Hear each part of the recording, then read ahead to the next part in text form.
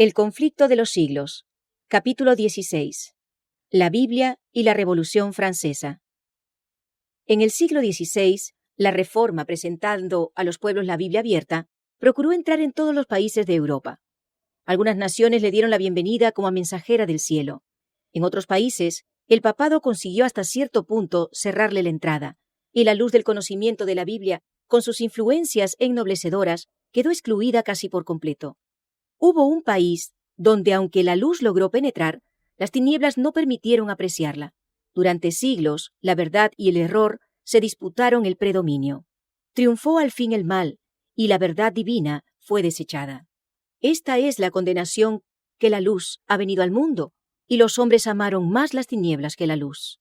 Aquella nación tuvo que cosechar los resultados del mal que ella misma se había escogido. El freno del Espíritu de Dios le fue quitado al pueblo que había despreciado el don de su gracia. Se permitió al mal que llegase a su madurez, y todo el mundo pudo palpar las consecuencias de este rechazamiento voluntario de la luz. La guerra que se hizo en Francia contra la Biblia durante tantos siglos llegó a su mayor grado en los días de la Revolución. Esa terrible insurrección del pueblo no fue sino resultado natural de la supresión que Roma había hecho de las Sagradas Escrituras. Fue la ilustración más elocuente que jamás presenciara el mundo, de las maquinaciones de la política papal, y una ilustración de los resultados hacia los cuales tendían durante más de 1000 años las enseñanzas de la Iglesia de Roma. La supresión de las Sagradas Escrituras durante el período de la supremacía papal había sido predicha por los profetas, y el revelador había señalado también los terribles resultados que iba a tener especialmente para Francia el dominio del hombre de pecado. Dijo el ángel del Señor: hollarán la santa ciudad 42 meses, y daré autoridad a mis 2 testigos, los cuales profetizarán 1260 días vestidos de sacos. Y cuando hayan acabado de dar su testimonio, la bestia que sube del abismo hará guerra contra ellos, y prevalecerá contra ellos y los matará. Y sus cuerpos muertos yacerán en la plaza de la gran ciudad, que se llama simbólicamente Sodoma y Egipto, en donde también el Señor de ellos fue crucificado. Y los que habitan sobre la tierra se regocijan sobre ellos y hacen fiesta, y se envían regalos los unos a los otros, porque estos 2 profetas atormentaron a los que habitan sobre la tierra. Y después de los 3 días y medio, el Espíritu de vida, venido de Dios, entró en ellos, y se levantaron sobre sus pies, y cayó gran temor sobre los que lo vieron. Los 42 meses y los 1260 días designan el mismo plazo, o sea, el tiempo durante el cual la Iglesia de Cristo iba a sufrir bajo la opresión de Roma. Los 1260 años del dominio temporal del Papa comenzaron en el año 538 de Jesucristo y debían terminar en 1798. En dicha fecha entró en Roma un ejército francés que tomó preso al Papa, el cual murió en el destierro. A pesar de haberse elegido un nuevo Papa al poco tiempo, la jerarquía pontificia no volvió a alcanzar el esplendor y poderío que antes tuviera. La persecución contra la Iglesia no continuó durante todos los 1260 años. Dios, usando de misericordia con su pueblo, acortó el tiempo de tan horribles pruebas. Al predecir la gran tribulación que había de venir sobre la Iglesia, el Salvador había dicho: si aquellos días no fuesen acortados, ninguna carne sería salva, mas por causa de los escogidos, aquellos días serán acortados. Debido a la influencia de los acontecimientos relacionados con la Reforma, las persecuciones cesaron antes del año 1798. Y acerca de los 2 testigos, el profeta declara más adelante: estos son los 2 olivos y los 2 candelabros que están delante de la presencia del Señor de toda la tierra. Lámpara es a mis pies tu palabra, dijo el salmista, y luz a mi camino. Estos 2 testigos representan las Escrituras del Antiguo Testamento y del Nuevo.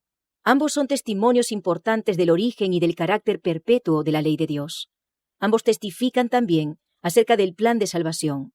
Los símbolos, los sacrificios y las profecías del Antiguo Testamento se refieren a un Salvador que había de venir, y los evangelios y las epístolas del Nuevo Testamento hablan de un Salvador que vino tal como fuera predicho por los símbolos y la profecía, los cuales profetizarán 1260 días, vestidos de sacos. Durante la mayor parte de dicho período, los testigos de Dios permanecieron en oscuridad. El poder papal procuró ocultarle al pueblo la palabra de verdad y poner ante él testigos falsos que contradijeran su testimonio. cuando la Biblia fue prohibida por las autoridades civiles y religiosas, cuando su testimonio fue pervertido, y se hizo cuanto pudieron inventar los hombres y los demonios para desviar de ella la atención de la gente, y cuando los que osaban proclamar sus verdades sagradas fueron perseguidos, entregados, atormentados y confinados en las mazmorras, martirizados por su fe, u obligados a refugiarse en las fortalezas de los montes y en las cuevas de la tierra, fue entonces cuando los fieles testigos profetizaron vestidos de sacos. No obstante, siguieron dando su testimonio durante todo el período de 1260 años. Aún en los tiempos más sombríos, hubo hombres fieles que amaron la palabra de Dios y se manifestaron celosos por defender su honor. A estos fieles siervos de Dios les fueron dados poder, sabiduría y autoridad para que divulgasen la verdad durante todo este período. Y si alguno procura dañarlos, fuego procede de sus bocas y devora a sus enemigos.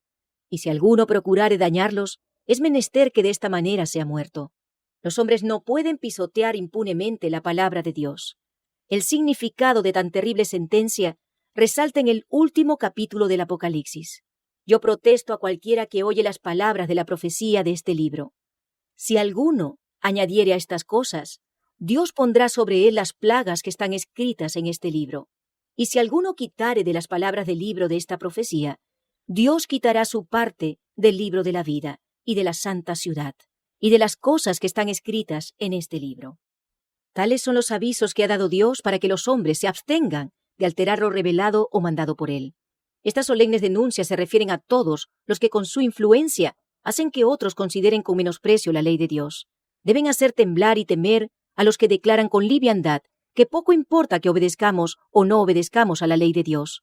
Todos los que alteran el significado preciso de las Sagradas Escrituras, sobreponiéndole sus opiniones particulares, y los que tuercen los preceptos de la palabra divina, ajustándolos a sus propias conveniencias o a las del mundo, se arrogan terrible responsabilidad. La palabra escrita, la ley de Dios, medirá el carácter de cada individuo y condenará a todo el que fuere hallado falto por esta prueba infalible. Y cuando estén acabando de dar su testimonio, el período en que los dos testigos iban a testificar vestidos de sacos terminó en 1798. Cuando estuviesen por concluir su obra en la oscuridad, les haría la guerra el poder representado por la bestia que sube del abismo. En muchas de las naciones de Europa, los poderes que gobernaban la Iglesia y el Estado habían permanecido bajo el dominio de Satanás por medio del papado. Mas aquí se deja ver una nueva manifestación del poder satánico. Con el pretexto de reverenciar las Escrituras, Roma las había mantenido aprisionadas en una lengua desconocida y las había ocultado al pueblo. Durante la época de su dominio, los testigos profetizaron vestidos de sacos. Pero otro poder, la bestia que sube del abismo, iba a levantarse a combatir abiertamente contra la palabra de Dios. La gran ciudad, en cuyas calles son asesinados los testigos y donde yacen sus cuerpos muertos, se llama simbólicamente Egipto. De todas las naciones mencionadas en la historia de la Biblia, fue Egipto la que con más osadía negó la existencia del Dios vivo y se opuso a sus mandamientos. Ningún monarca resistió con tanto descaro a la autoridad del cielo como el rey de Egipto. Cuando se presentó Moisés ante él para comunicarle el mensaje del Señor, el faraón contestó con arrogancia: ¿Quién es Jehová para que yo oiga su voz y deje ir a Israel? Yo no conozco a Jehová, ni tampoco dejaré ir a Israel. Esto es ateísmo, y la nación representada por Egipto iba a oponerse de un modo parecido a la voluntad del Dios vivo, y a dar pruebas del mismo espíritu de incredulidad y desconfianza. La gran ciudad es también comparada simbólicamente con Sodoma. La corrupción de Sodoma al quebrantar la ley de Dios fue puesta de manifiesto especialmente en la vida disoluta, y este pecado iba a ser también rasgo característico de la nación que cumpliría lo que estaba predicho en este pasaje. En conformidad con lo que dice el profeta, se iba a ver en aquel tiempo, poco antes del año 1798, que un poder de origen y carácter satánicos se levantaría para hacer guerra a la Biblia, y en la tierra, en que de aquella manera iban a verse obligados a callar los dos testigos de Dios, se manifestarían el ateísmo del faraón y la disolución de Sodoma. Esta profecía se cumplió de un modo muy preciso y sorprendente en la historia de Francia. Durante la Revolución en 1793, el mundo oyó por primera vez a toda una asamblea de hombres nacidos y educados en la civilización, que se habían arrogado el derecho de gobernar a una de las más admirables naciones europeas, levantar unánime voz para negar la verdad más solemne para las almas y renunciar de común acuerdo a la fe y a la adoración que se deben tributar a la deidad. Francia ha sido la única nación del mundo acerca de la cual consta en forma auténtica que fue una nación erguida en rebelión contra el autor del universo. Muchos blasfemos, muchos infieles, hay y seguirá habiéndolos en Inglaterra, Alemania, España y en otras partes. Pero Francia es la única nación en la historia del mundo que por decreto de su Asamblea Legislativa declaró que no hay Dios, cosa que regocijó a todos los habitantes de la capital, y entre una gran mayoría de otros pueblos cantaron y bailaron hombres y mujeres al aceptar el manifiesto. Francia presentó también la característica que más distinguió a Sodoma. Durante la Revolución manifestóse una condición moral tan degradada y corrompida que puede compararse con la que acarreó la destrucción de las ciudades de la llanura. El historiador presenta juntos el ateísmo y la prostitución de Francia tal como nos lo da la profecía. Íntimamente relacionada con estas leyes que afectan la religión, se encontraba aquella que reducía la unión matrimonial. El contrato más sagrado que puedan hacer seres humanos y cuya permanencia y estabilidad contribuye eficacísimamente a la consolidación de la sociedad. A un mero convenio civil de carácter transitorio que dos personas, cualesquiera, podían celebrar o deshacer a su antojo. Si los demonios se hubieran propuesto inventar la manera más eficaz de destruir todo lo que existe de venerable, de bueno o de permanente en la vida doméstica, con la seguridad a la vez de que el daño que intentaban hacer se perpetuaría de generación en generación, no habrían podido echar mano de un plan más adecuado que el de la degradación del matrimonio. Sophia Arnold, notable actriz que se distinguía por la agudeza de sus dichos, definió el casamiento republicano como el sacramento del adulterio, en donde también el Señor de ellos fue crucificado. En Francia se cumplió también este rasgo de la profecía. En ningún otro país se había desarrollado tanto el espíritu de enemistad contra Cristo. En ninguno había hallado la verdad tan acerba y cruel oposición. En la persecución con que Francia afligió a los que profesaban el Evangelio, crucificó también a Cristo en la persona de sus discípulos. Siglo tras siglo, la sangre de los santos había sido derramada, mientras los valdenses sucumbían en las montañas del Piamonte a causa de la palabra de Dios y del testimonio de Jesús. Sus hermanos, los albigenses de Francia, testificaban de la misma manera por la verdad. En los días de la Reforma, los discípulos de ésta habían sucumbido en medio de horribles tormentos. Reyes y nobles, mujeres de elevada alcurnia, delicadas doncellas, la flor innata de la nación, se habían recreado viendo las agonías de los mártires de Jesús. Los valientes hugonotes, en su lucha por los derechos más sagrados al corazón humano, habían derramado su sangre en muchos y rudos combates. Los protestantes eran considerados como fuera de la ley, sus cabezas eran puestas a precio y se les cazaba como a fieras. La Iglesia del desierto, es decir, los pocos descendientes de los antiguos cristianos que aún quedaban en Francia en el siglo XVIII, escondidos en las montañas del sur, seguían apegados a la fe de sus padres. Cuando se arriesgaban a congregarse en las faldas de los montes o en los páramos solitarios, eran cazados por los soldados y arrastrados a las galeras donde llevaban una vida de esclavos hasta su muerte. A los habitantes más morales, más refinados e inteligentes de Francia, se les encadenaba y torturaba horriblemente entre ladrones y asesinos. Otros, tratados con más misericordia, eran muertos a sangre fría y a balazos, mientras que indefensos oraban de rodillas. Centenares de ancianos, de mujeres indefensas y de niños inocentes eran dejados muertos en el mismo lugar donde se habían reunido para celebrar su culto. Al recorrer la falda del monte o el bosque, para acudir al punto en donde solían reunirse, no era raro hallar, a cada trecho, cadáveres que maculaban la hierba o que colgaban de los árboles. Su país, asolado por la espada, el hacha y la hoguera, se había convertido en vasto y sombrío yermo. Estas atrocidades no se cometieron en la Edad Media, sino en el siglo brillante de Luis XIV, en que se cultivaba la ciencia y florecían las letras, cuando los teólogos de la corte y de la capital eran hombres instruidos y elocuentes, y que afectaban poseer las gracias de la mansedumbre y del amor. Pero lo más inicuo que se registra en el lóbrego catálogo de los crímenes, el más horrible de los actos diabólicos de aquella sucesión de siglos espantosos, fue la matanza de San Bartolomé. Todavía se estremece horrorizado el mundo al recordar las escenas de aquella carnicería, la más vil y alevosa que se registra. El rey de Francia, instado por los sacerdotes y prelados de Roma, sancionó tan espantoso crimen. El tañido de una campana, resonando a medianoche, dio la señal del degüello. Millares de protestantes que dormían tranquilamente en sus casas, confiando en la palabra que les había dado el rey, asegurándoles protección, fueron arrastrados a la calle sin previo aviso y asesinados a sangre fría. Así como Cristo era el jefe invisible de su pueblo cuando salió de la esclavitud de Egipto, así lo fue Satanás de sus súbditos cuando acometieron la horrenda tarea de multiplicar el número de los mártires.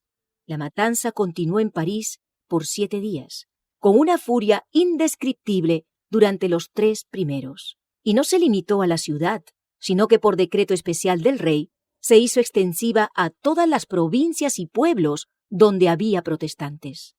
No se respetaba edad ni sexo. No escapaba el inocente niño ni el anciano de canas. Nobles y campesinos, viejos y jóvenes, madres y niños, sucumbían juntos. La matanza siguió en Francia por espacio de 2 meses. Perecieron en ella 70.000 personas de la florinata de la nación. Cuando la noticia de la matanza llegó a Roma, el regocijo del clero no tuvo límites. El cardenal de Lorena premió al mensajero con 1.000 duros. El cañón de San Ángelo tronó en alegres salvas. Se oyeron las campanas de todas las torres. Innumerables fogatas convirtieron la noche en día. Y Gregorio, 13º, acompañado de los cardenales y otros dignatarios eclesiásticos, se encaminó en larga procesión hacia la iglesia de San Luis, donde el cardenal de Lorena cantó el Te Deum. Se acuñó una medalla para conmemorar la matanza, y aún pueden verse en el Vaticano 3 frescos de Vasari, representando la agresión contra el almirante, al rey en el concilio maquinando la matanza y la matanza misma. Gregorio envió a Carlos la rosa de oro, y a los 4 meses de la matanza, escuchó complacido el sermón de un sacerdote francés, que habló de ese día tan lleno de dicha y alegría, cuando el Santísimo Padre recibió la noticia y se encaminó hacia San Luis en solemne comitiva para dar gracias a Dios. El mismo espíritu maestro que impulsó la matanza de San Bartolomé fue también el que dirigió las escenas de la Revolución. Jesucristo fue declarado impostor, y el grito de unión de los incrédulos franceses era «Aplastad al infame», lo cual decían refiriéndose a Cristo. Las blasfemias contra el cielo y las iniquidades más abominables se daban la mano, y eran exaltados a los mejores puestos los hombres más degradados y los más entregados al vicio y a la crueldad. En todo esto no se hacía más que tributar homenaje supremo a Satanás, mientras que se crucificaba a Cristo en sus rasgos característicos de verdad, pureza y amor abnegado. La bestia que sube del abismo hará guerra contra ellos y prevalecerá contra ellos y los matará. El poder ateo que gobernó a Francia durante la Revolución y el reinado del terror hizo a Dios y a la Biblia una guerra como nunca la presenciara el mundo. El culto de la deidad fue abolido por la Asamblea Nacional. Se recogían Biblias para quemarlas en las calles, haciendo cuanta burla de ellas se podía. La ley de Dios fue pisoteada, las instituciones de la Biblia abolidas. El día del descanso semanal fue abandonado y en su lugar se consagraba un día de cada 10 a la orgía y a la blasfemia. El bautismo y la comunión quedaron prohibidos, y en los sitios más a la vista, en los cementerios, se fijaron avisos en que se declaraba que la muerte era un sueño eterno. El temor de Dios, decían, dista tanto de ser el principio de la sabiduría, que más bien puede considerársele como principio de la locura. Quedó prohibida toda clase de culto religioso, a excepción del tributado a la libertad y a la patria. El obispo constitucional de París fue empujado a desempeñar el papel más importante en la farsa más desvergonzada que jamás fuera llevada a cabo ante una representación nacional. Lo sacaron en pública procesión para que manifestase la convención que la religión, que él había enseñado por tantos años, era en todos respectos una tramoya del clero, sin fundamento alguno en la historia ni en la verdad sagrada. Negó solemnemente y en los términos más explícitos la existencia de la deidad, a cuyo culto se había consagrado él, y ofreció que en lo sucesivo se dedicaría a rendir homenaje a la libertad, la igualdad, la virtud y la moral. Colocó luego sobre una mesa sus ornamentos episcopales y recibió un abrazo fraternal del presidente de la convención. Varios sacerdotes apóstatas imitaron el ejemplo del prelado. Y los que habitan sobre la tierra se regocijan sobre ellos y hacen fiesta, y se envían regalos los unos a los otros, porque estos dos profetas atormentaron a los que habitan sobre la tierra. La Francia incrédula había acallado las voces de reprensión de los testigos de Dios. La palabra de verdad yacía muerta en sus calles, y los que odiaban las restricciones y los preceptos de la ley de Dios se llenaron de júbilo. Los hombres desafiaban públicamente al Rey de los cielos y gritaban como los pecadores de la antigüedad: ¿Cómo sabe Dios? ¿Y hay conocimiento en lo alto? Uno de los sacerdotes del nuevo orden, profiriendo terribles blasfemias, dijo: Dios, si es cierto que existes, toma venganza de las injurias que se hacen a tu nombre. Yo te desafío. ¿Guardas silencio? ¿No te atreves a descargar tus truenos? Entonces, ¿quién va a creer que existes? Qué eco tan fiel de la pregunta de Faraón: ¿quién es Jehová para que yo oiga su voz? No conozco a Jehová. Dijo el necio en su corazón: no hay Dios. Y el Señor declara respecto de los que pervierten la verdad, que se hará manifiesta a todos su necedad. Después que hubo renunciado al culto del Dios vivo, el alto y el excelso que habita la eternidad, cayó Francia al poco tiempo en una idolatría degradante, rindiendo culto a la diosa de la razón en la persona de una mujer libertina. Y esto en la Cámara representativa de la nación y por medio de las más altas autoridades civiles y legislativas. Dice el historiador, una de las ceremonias de aquel tiempo de locura no tiene igual por lo absurdo combinado con lo impío. Las puertas de la convención se abrieron de par en par para dar entrada a los músicos de la banda que precedía a los miembros del cuerpo municipal, que entraron en solemne procesión, cantando un himno a la libertad y escoltando como objeto de su futura adoración a una mujer cubierta con un velo y a la cual llamaban la diosa de la razón. Cuando llegó ésta al lugar que le estaba reservado, le fue quitado el velo con gran ceremonial y se le dio asiento a la derecha del presidente, reconociendo todos en ella una bailarina de la ópera. A esta mujer rindió público homenaje la Convención Nacional de Francia, considerándola como la representación más perfecta de la razón que ellos veneraban. Esta momería sacrílega y ridícula estuvo de moda, y la instalación de la diosa de la razón fue imitada en algunas poblaciones del país que deseaban demostrar que se hallaban a la altura de la revolución. El orador que introdujo el culto de la razón se expresó en estos términos: legisladores, el fanatismo ha cedido su puesto a la razón. Sus turbios ojos no han podido resistir el brillo de la luz. Un pueblo inmenso se ha trasladado hoy a esas bóvedas góticas, en las que por vez primera han repercutido los ecos de la verdad. Allí han celebrado los franceses el único culto verdadero, el de la libertad, el de la razón. Allí hemos hecho votos por la prosperidad de las armas de la República. Allí hemos abandonado inanimados ídolos para seguir a la razón, a esta imagen animada, la obra más sublime de la naturaleza. Al ser presentada la diosa ante la convención, la tomó el orador de la mano y, dirigiéndose a toda la asamblea, dijo: mortales, cesad de temblar ante los truenos impotentes de un Dios que vuestros temores crearon. No reconozcáis de hoy en adelante otra divinidad que la razón. Yo os presento su imagen más noble y pura, y si habéis de tener ídolos, ofreced sacrificios solamente a los que sean como éste. Caiga ante el augusto senado de la libertad el velo de la razón. La diosa, después de haber sido abrazada por el presidente, tomó asiento en una magnífica carroza que condujeron por entre el inmenso gentío hasta la catedral de Notre Dame, para reemplazar a la deidad. La elevaron sobre el altar mayor y recibió la adoración de todos los que estaban presentes. Poco después de esto, procedieron a quemar públicamente la Biblia. En cierta ocasión, la Sociedad Popular del Museo entró en el salón municipal gritando «¡Vive la Raison!» y llevando en la punta de un palo los fragmentos de varios libros que habían sacado de las llamas, quemados en parte, entre otros, breviarios, misales y el Antiguo y Nuevo Testamentos, que expiaron en un gran fuego, dijo el presidente, todas las locuras en que por causa de ellos había incurrido la raza humana.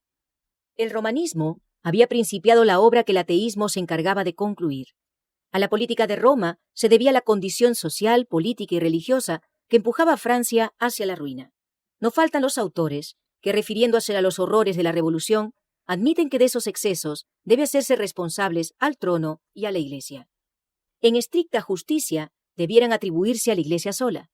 El romanismo había enconado el ánimo de los monarcas contra la Reforma, haciéndola aparecer como enemiga de la corona, como elemento de discordia que podía ser fatal a la paz y a la buena marcha de la nación. Fue el genio de Roma el que por este medio inspiró las espantosas crueldades y la acérrima opresión que procedían del trono. El espíritu de libertad acompañaba a la Biblia. Doquiera que se la recibiese, el Evangelio despertaba la inteligencia de los hombres. Estos empezaban por arrojar las cadenas que por tanto tiempo los habían tenido sujetos a la ignorancia, al vicio y a la superstición. Empezaban a pensar y a obrar como hombres.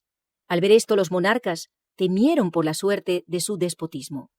Roma no fue tardía para inflamar los temores y los celos de los reyes. Decía el Papa al regente de Francia en 1525, esta manía, el protestantismo, no sólo confundirá y acabará con la religión, sino hasta con los principados, con la nobleza, con las leyes, con el orden y con las jerarquías. Y pocos años después, un nuncio papal le daba este aviso al rey. Señor, no os engañéis, los protestantes van a trastornar tanto el orden civil como el religioso. El trono peligra tanto como el altar. Al introducirse una nueva religión, se introduce necesariamente un nuevo gobierno. Y los teólogos apelaban a las preocupaciones del pueblo al declarar que las doctrinas protestantes seducen a los hombres hacia las novedades y la locura. Roban así al rey el afecto leal de sus súbditos y destruyen la Iglesia y el Estado al mismo tiempo. De ese modo logró Roma predisponer a Francia contra la Reforma. Y la espada de la persecución se desenvainó por primera vez en Francia para sostener el trono, resguardar a los nobles y conservar las leyes. Poco previeron los reyes cuán fatales iban a ser los resultados de tan odiosa política. Las enseñanzas de la Biblia eran las que hubieran podido implantar en las mentes y en los corazones de los hombres aquellos principios de justicia, de templanza, de verdad, de equidad y de benevolencia, que son la piedra angular del edificio de la prosperidad de un pueblo. La justicia engrandece la nación, y con ella será afirmado el trono. El efecto de la justicia será paz, y la labor de justicia reposo y seguridad para siempre. El que obedece las leyes divinas es el que mejor respetará y acatará las leyes de su país. El que teme a Dios honrará al rey en el ejercicio de su autoridad justa y legítima. Pero por desgracia, Francia prohibió la Biblia y desterró a sus discípulos. Siglo tras siglo hubo hombres de principios e integridad, de gran inteligencia y de fuerza moral, que tuvieron valor para confesar sus convicciones y fe suficiente para sufrir por la verdad. Siglo tras siglo estos hombres penaron como esclavos en las galeras y perecieron en la hoguera o los dejaron que se pudrieran en tenebrosas e inmundas mazmorras. Miles y miles se pusieron en salvo huyendo, y esto duró 250 años después de iniciada la Reforma. Casi no hubo generación de franceses durante ese largo período de tiempo que no fuera testigo de la fuga de los discípulos del Evangelio que huían para escapar de la furia insensata de sus perseguidores, llevándose consigo la inteligencia, las artes, la industria, el carácter ordenado que por lo general los distinguían y contribuían luego a enriquecer a los países donde encontraban refugio. Pero en la medida en que enriquecían otros países con sus preciosos dones, despojaban al suyo propio. Si hubieran permanecido en Francia todos los que la abandonaron, si por espacio de 300 años la pericia industrial de aquellos hubiera sido empleada en cultivar el suelo de su país, en hacer progresar las manufacturas, si durante estos 300 años el genio creador de los mismos, junto con su poder analítico, hubiera seguido enriqueciendo la literatura y cultivando las ciencias de Francia, si hubiera sido dedicada la sabiduría de tan nobles hijos a dirigir sus asambleas, su valor a pelear sus batallas y su equidad a formular las leyes, y la religión de la Biblia a robustecer la inteligencia y dirigir las conciencias del pueblo, ¡qué inmensa gloria no tendría Francia hoy! ¡Qué grande, qué próspero y qué dichoso país no sería! Toda una nación modelo. Pero un fanatismo ciego e inexorable echó de su suelo a todos los que enseñaban la virtud, a los campeones del orden y a los honrados defensores del trono. Dijo a los que hubieran podido dar a su país renombre y gloria: escoged entre la hoguera o el destierro. Al fin la ruina del Estado fue completa. Ya no quedaba en el país conciencia que proscribir, religión que arrastrar a la hoguera, ni patriotismo que desterrar, todo lo cual dio por resultado la revolución con sus horrores. Con la huida de los hugonotes, quedó Francia sumida en general decadencia. Florecientes ciudades manufactureras quedaron arruinadas. Los distritos más fértiles volvieron a quedar baldíos. El entorpecimiento intelectual y el decaimiento de la moralidad sucedieron al notable progreso que antes imperara. París quedó convertido en un vasto asilo. Asegúrase que precisamente antes de estallar la revolución, 200.000 indigentes dependían de los socorros del rey. Únicamente los jesuitas prosperaban en la nación decaída y gobernaban con infame tiranía sobre las iglesias y las escuelas, las cárceles y las galeras. El Evangelio hubiera dado a Francia la solución de estos problemas políticos y sociales que frustraron los propósitos de su clero, de su rey y de sus gobernantes, y arrastraron finalmente a la nación entera a la anarquía y a la ruina. Pero bajo el dominio de Roma, el pueblo había perdido las benditas lecciones de sacrificio y de amor que diera el Salvador. Todos se habían apartado de la práctica de la abnegación en beneficio de los demás. Los ricos no tenían quien los reprendiera por la opresión con que trataban a los pobres, y a estos nadie los aliviaba de su degradación y servidumbre. El egoísmo de los ricos y los poderosos se hacía más y más manifiesto y avasallador. Por varios siglos el libertinaje y la ambición de los nobles habían impuesto a los campesinos extorsiones agotadoras. El rico perjudicaba al pobre, y éste odiaba al rico. En muchas provincias sucedía que los nobles eran dueños del suelo y los de las clases trabajadoras simples arrendatarios. Y de este modo el pobre estaba a merced del rico y se veía obligado a someterse a sus exorbitantes exigencias.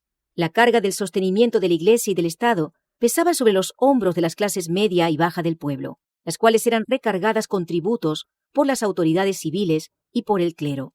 El placer de los nobles era considerado como ley suprema, y que el labriego y el campesino pereciesen de hambre no era para conmover a sus opresores.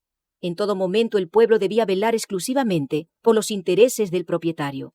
Los agricultores llevaban una vida de trabajo duro y continuo, y de una miseria sin alivio.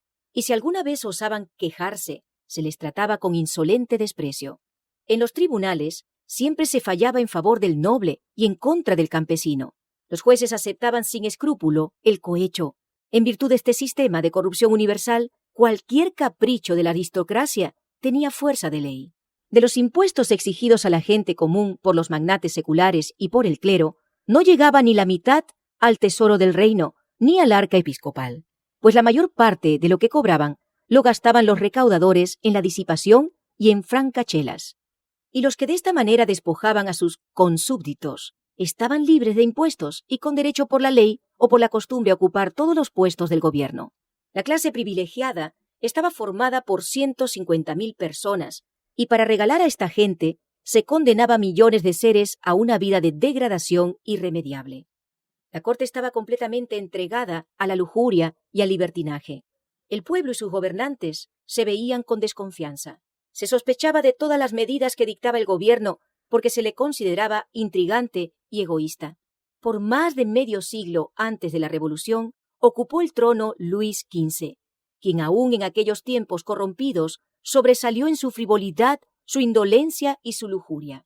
Al observar aquella depravada y cruel aristocracia y la clase humilde sumergida en la ignorancia y en la miseria, al Estado en plena crisis financiera y al pueblo exasperado, no se necesitaba tener ojo de profeta para ver de antemano una inminente insurrección.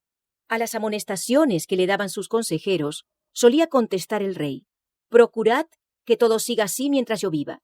Después de mi muerte, suceda lo que quiera».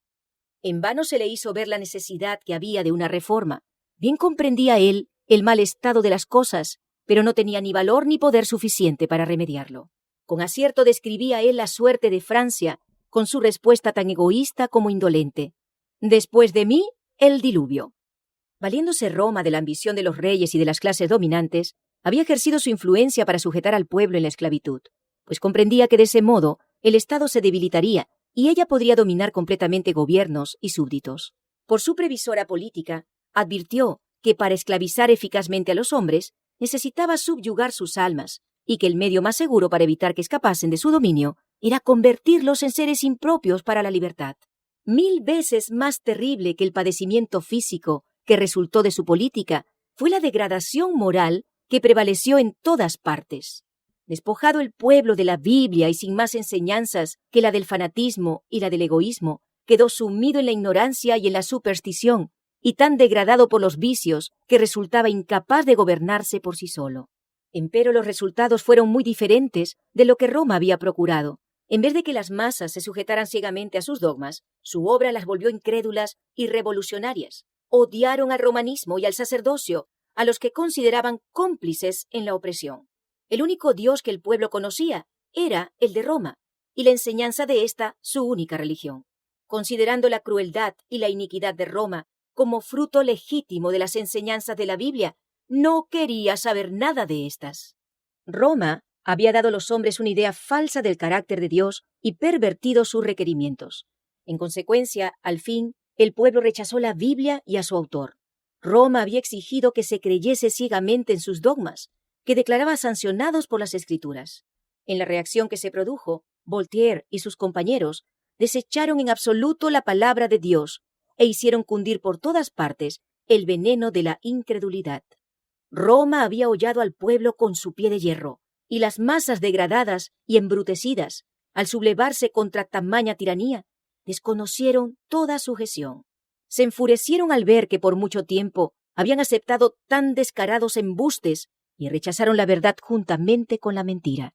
Y confundiendo la libertad con el libertinaje, los esclavos del vicio se regocijaron con una libertad imaginaria. Al estallar la revolución, el rey concedió al pueblo que lo representara en la Asamblea Nacional un número de delegados superior del clero y al de los nobles juntos. Era pues el pueblo dueño de la situación, pero no estaba preparado para hacer uso de su poder con sabiduría y moderación. Ansioso de reparar los agravios que había sufrido, decidió reconstituir la sociedad. Un populacho encolerizado que guardaba en su memoria el recuerdo de tantos sufrimientos, resolvió levantarse contra aquel estado de miseria que había venido ya a ser insoportable, y vengarse de aquellos a quienes consideraba como responsables de sus padecimientos.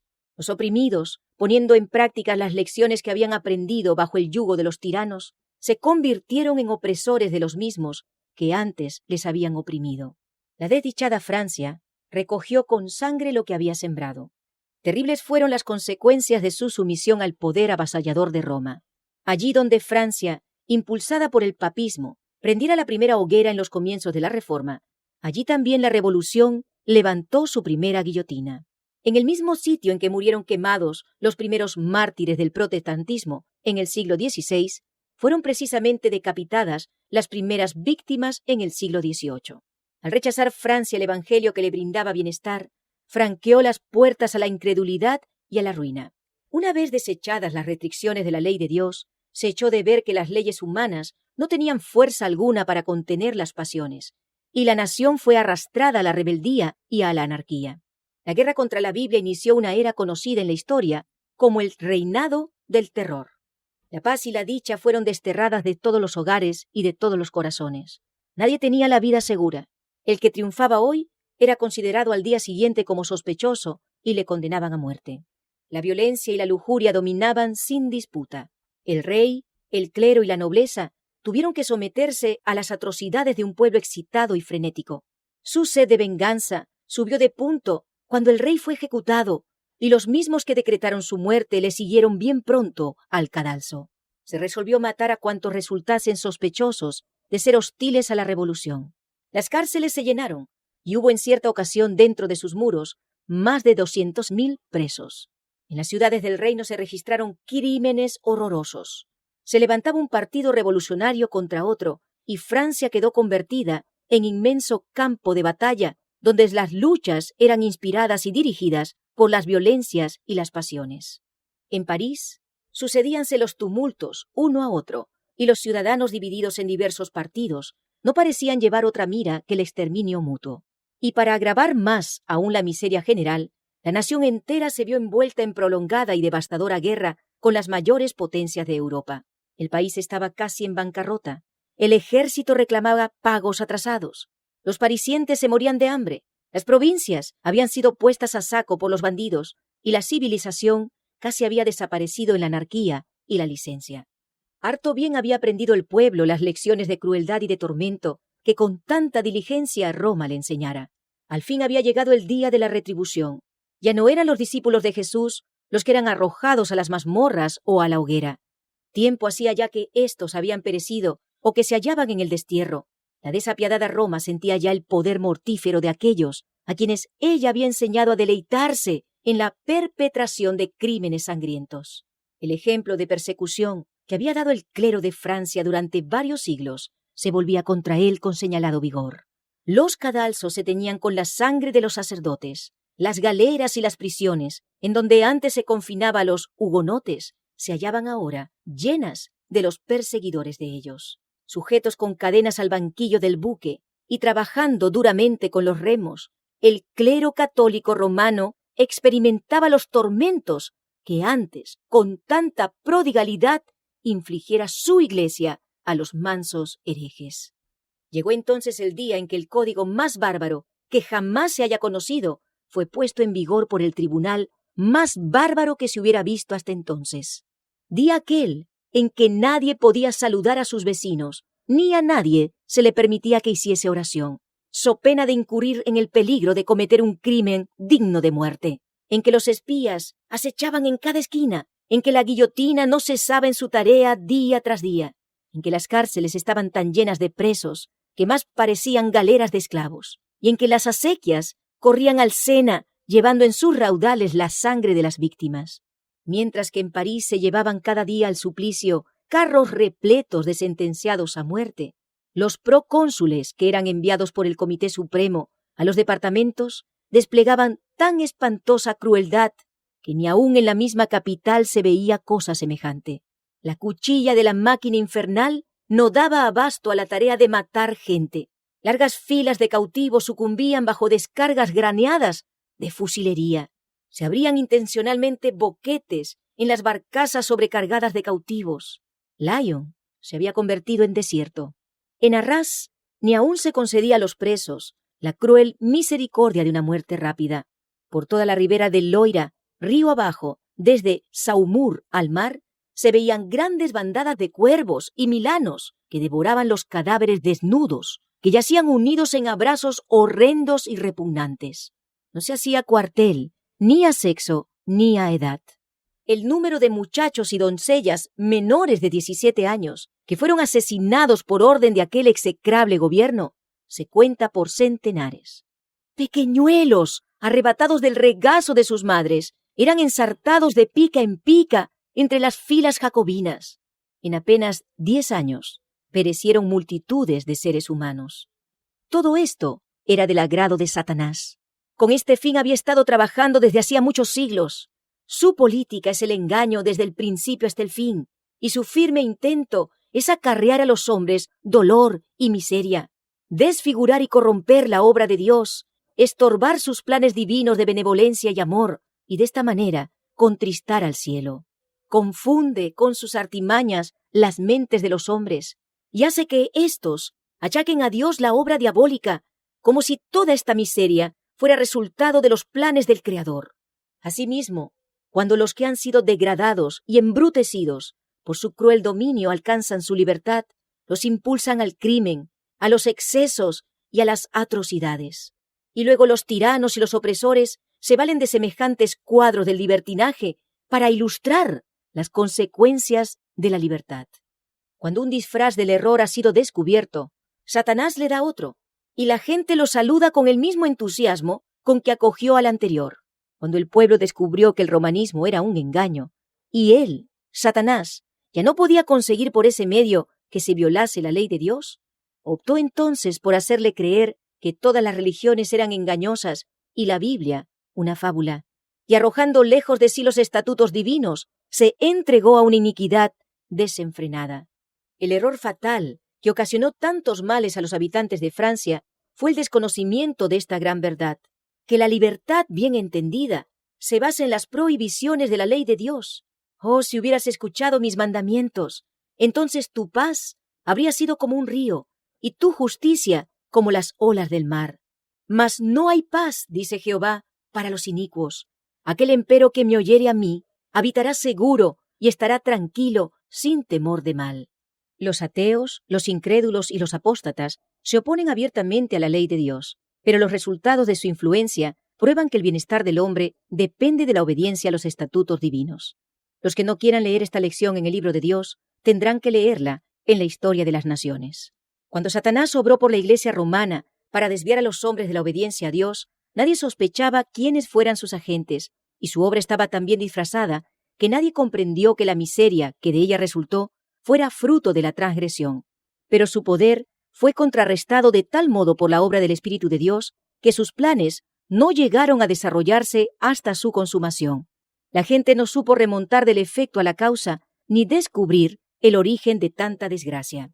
Pero en la Revolución, la Asamblea Nacional rechazó la ley de Dios, y durante el reinado del terror que siguió, todos pudieron ver cuál era la causa de todas las desgracias. Cuando Francia desechó a Dios y descartó la Biblia públicamente, hubo impíos y espíritus de las tinieblas que se llenaron de júbilo por haber logrado al fin el objeto que por tanto tiempo se habían propuesto. Un reino libre de las restricciones de la ley de Dios, y porque la maldad no era pronto castigada, el corazón de los hijos de los hombres estaba plenamente resuelto a hacer el mal. Empero la transgresión de una ley justa y recta debía traer inevitablemente como consecuencia la miseria y el desastre. Si bien es verdad que no vino el juicio inmediatamente sobre los culpables, estaban esto labrando su ruina segura. Siglos de apostasía y de crimen iban acumulando la ira para el día de la retribución, y cuando llegaron al colmo de la iniquidad, comprendieron los menospreciadores de Dios cuán terrible es agotar la paciencia divina. Fue retirado en gran medida el poder restrictivo del Espíritu de Dios, que hubiera sido el único capaz de tener en jaque al poder cruel de Satanás, y se le permitió al que se deleite en los sufrimientos de la humanidad que hiciese su voluntad. Los que habían preferido servir a la rebelión cosecharon los frutos de ella hasta que la tierra se llenó de crímenes tan horribles que la pluma se resiste a describirlos. De las provincias asoladas y de las ciudades arruinadas levantábase un clamor terrible de desesperación, de angustia indescriptible. Francia se estremecía como sacudida por un terremoto. La religión, la ley, la sociedad, el orden, la familia, el Estado y la Iglesia, todo lo abatía la mano impía que se levantara contra la ley de Dios. Bien dijo el sabio, por su misma maldad caerá el hombre malo.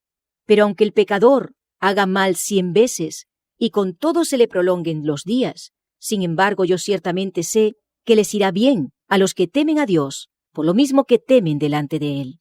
Al hombre malo, empero, no le irá bien, por cuanto aborrecieron la ciencia y no escogieron el temor de Jehová, por tanto, comerán del fruto de su mismo camino y se hartarán de sus propios consejos. No iban a permanecer mucho tiempo en silencio los fieles testigos de Dios que habían sucumbido bajo el poder blasfemo que sube del abismo. Después de los 3 días y medio, el espíritu de vida venido de Dios entró en ellos y se levantaron sobre sus pies, y cayó gran temor sobre los que lo vieron.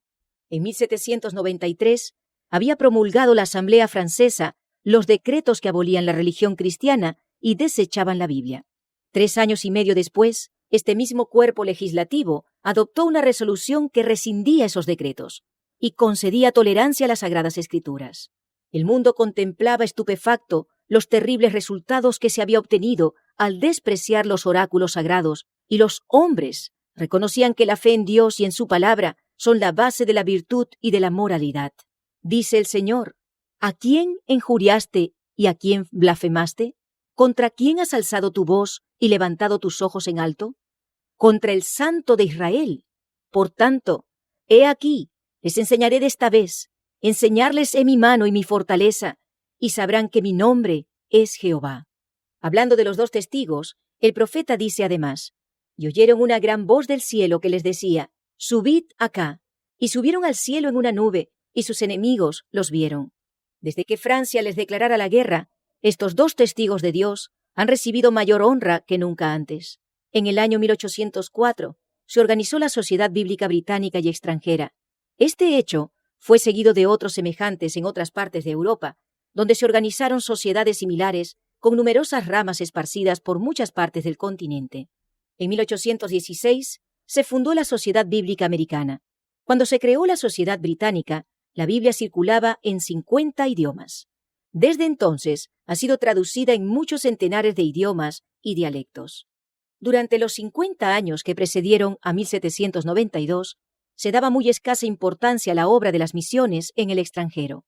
No se fundaron sociedades nuevas, y eran muy pocas las iglesias que se esforzaban por extender el Evangelio en los países paganos. Pero en las postrimerías del siglo XVIII se vio un cambio notable. Los hombres comenzaron a sentirse descontentos con los resultados del racionalismo y comprendieron la gran necesidad que tenían de la revelación divina y de la experiencia religiosa. Desde entonces, la obra de las misiones en el extranjero se extendió rápidamente. Los adelantos de la imprenta dieron notable impulso a la circulación de la Biblia. El incremento de los medios de comunicación entre los diferentes países, la supresión de las barreras del prejuicio y del exclusivismo nacional y la pérdida del dominio temporal del pontífice de Roma han ido abriéndole paso a la palabra de Dios. Hace ya muchos años que la Biblia se vende en las calles de Roma sin que haya quien lo impida, y en el día de hoy ha sido llevada a todas las partes del mundo habitado. El incrédulo Voltaire dijo con arrogancia en cierta ocasión: «Estoy cansado de oír de continuo que 12 hombres establecieron la religión cristiana. Yo he de probar que un solo hombre basta para destruirla». Han transcurrido varias generaciones desde que Voltaire murió y millones de hombres han secundado su obra de propaganda contra la Biblia. Pero lejos de agotarse la circulación del precioso libro, allí donde había 100 ejemplares en tiempo de Voltaire, hay 10.000 hoy día, por no decir 100.000. Como dijo uno de los primitivos reformadores, hablando de la Iglesia cristiana, la Biblia es un yunque sobre el cual se han gastado muchos martillos. Ya había dicho el Señor: «Ninguna arma forjada contra ti tendrá éxito, y a toda lengua que en juicio se levantare contra ti, condenarás». La palabra de nuestro Dios permanece para siempre. Seguros son todos sus preceptos, establecidos para siempre jamás, hechos en verdad y en rectitud. Lo que fuere edificado sobre la autoridad de los hombres será derribado, mas lo que lo fuere sobre la roca inamovible de la palabra de Dios permanecerá para siempre.